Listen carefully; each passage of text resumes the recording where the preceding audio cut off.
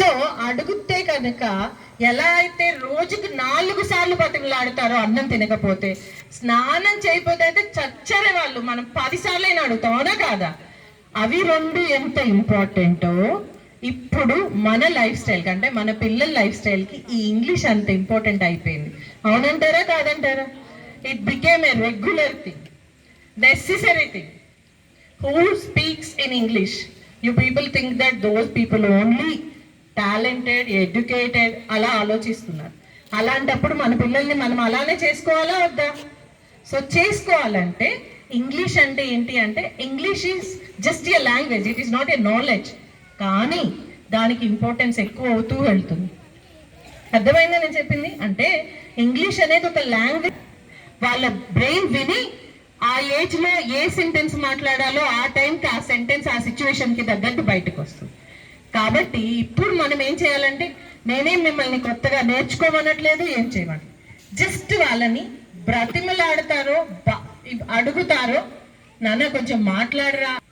మా second request, ఒక 4-5 నెలలు, అరే కొత్త స్కూల్లో చేర్పించాం కదా, ఏం నేర్పిస్తున్నారు, నువ్వు మాట్లాడాల్సింది ఏమని అడుగుతారు, గ్లాస్ నీళ్ళు ఇవ్వడాన్ని ఏమంటారు, లేకపోతే టవల్ ఎక్కడుంది అని అడగడాన్ని ఏమంటారు అని 4-5 సార్లు రోజు రిపీటెడ్గా వాళ్ళని ఇంగ్లీష్లో మాట్లాడమని అడగండి. అది మీరు ఇచ్చేయగలరు.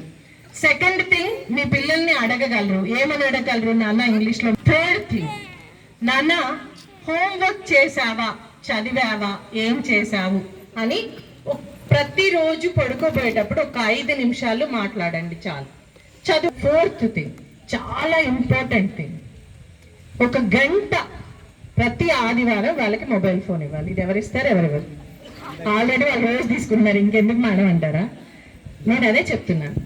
ప్రతిరోజు ఒక అరగంట టీవీ కానీ మొబైల్ కానీ, ప్రతిరోజు ఒక గంట టీవీ కానీ మొబైల్ కానీ, ప్రతి ఆదివారం.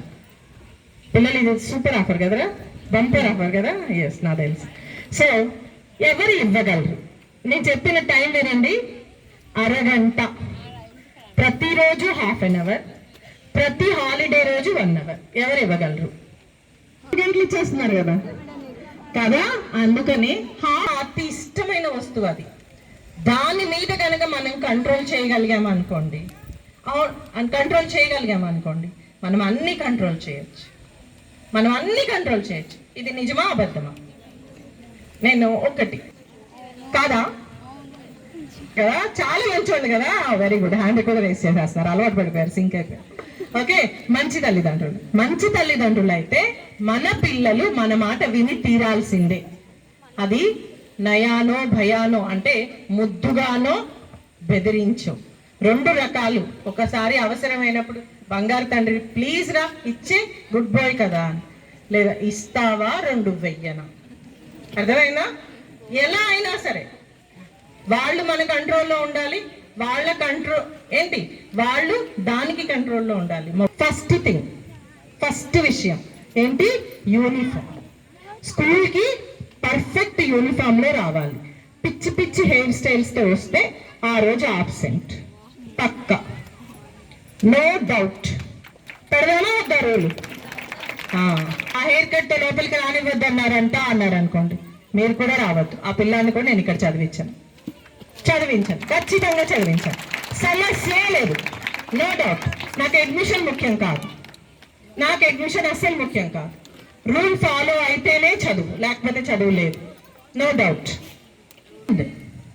200% స్కూల్ క్యాంపస్లోకి వచ్చిన తర్వాత వాడికి వస్తే ఇంగ్లీష్లోనే మాట్లాడాలి, రాకపోతే సైలెంట్గా ఉండాలి. అంతేగాని అరే రారా పోరా ఇటు కాదు. హాస్టల్ పేరెంట్స్ ఎవరైనా ఉన్నారా? Please raise your hands.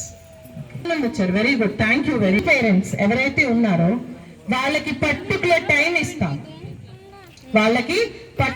Time ఇస్తాం, ఆ టైంలో మాత్రమే మీరు రావాలి. అంతేగాని అమ్మో నాకు బెంగేసి